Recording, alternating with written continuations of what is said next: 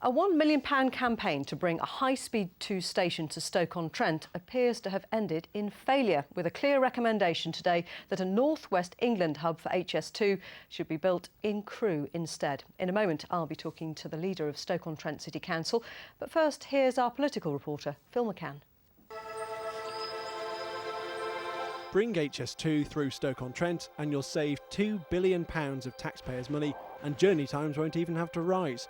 That was the main message earlier this month when the City Council launched its business case with this glossy video. But the Prime Minister was in Leeds today to hear why it makes more sense to stick with the original plan to stop 15 miles away in Crewe.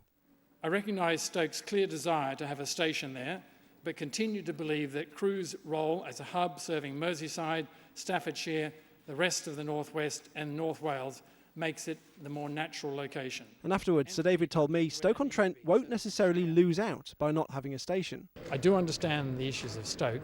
I believe the benefits to Stoke can be delivered by having a high-speed service that could start north, Stockport, and go through Stoke, then connect to the high-speed line. So it seems like a victory for Cheshire over Staffordshire, but an olive branch is being offered.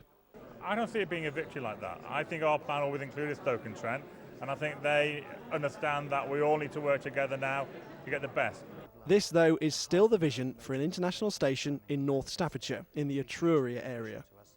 And this is what that proposed station site looks like today. The dereliction here used to be a steelworks employing thousands of people, and the hope is HS2 will bring thousands of jobs back here.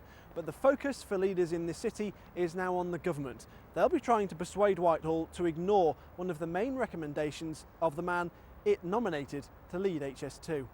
I don't anticipate huge changes. Huge changes would have to be consulted on separately.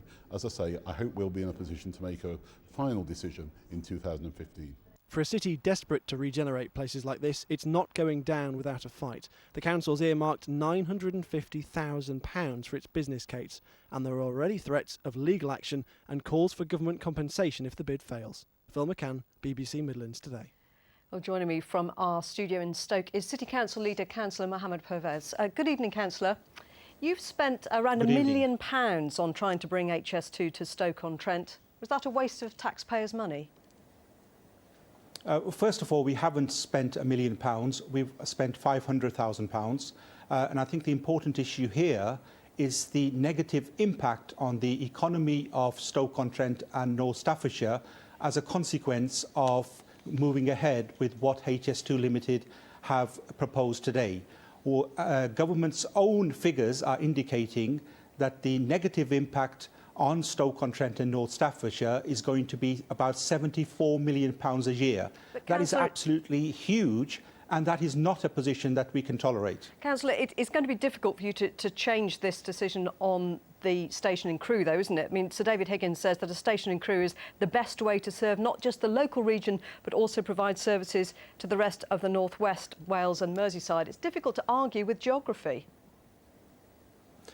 It's important that to note that this is only a proposal by Sir David Higgins. The final decision makers are the government in all of this, and our fight will be with government to ensure that they are listening to us, that they understand the consequences of their decision on the economy of Stoke-on-Trent and North Staffordshire, and moving forward, I hope that the government will come up with a series of measures that will address those concerns. So how are you going to do that? How are you going to persuade the government that Stoke needs a station for HS2? I think in terms of the negative impact, it is government's own reports that are indicating that if HS2 bypasses the city and North Staffordshire, the negative impact on the city and the sub-region is going to be huge. Therefore, our view would be to work with them as far as possible, but we have got parliamentary processes and other ways of challenging this decision, which, to my mind, has been a flawed process throughout, and it is important that we don't lose this fight, and whatever happens, we are not going to just sit back and let government harm our city's future from an economic perspective. OK, Councillor Pervez, thank you for your time this evening. The time is 18 minutes to 7. This is our top story tonight.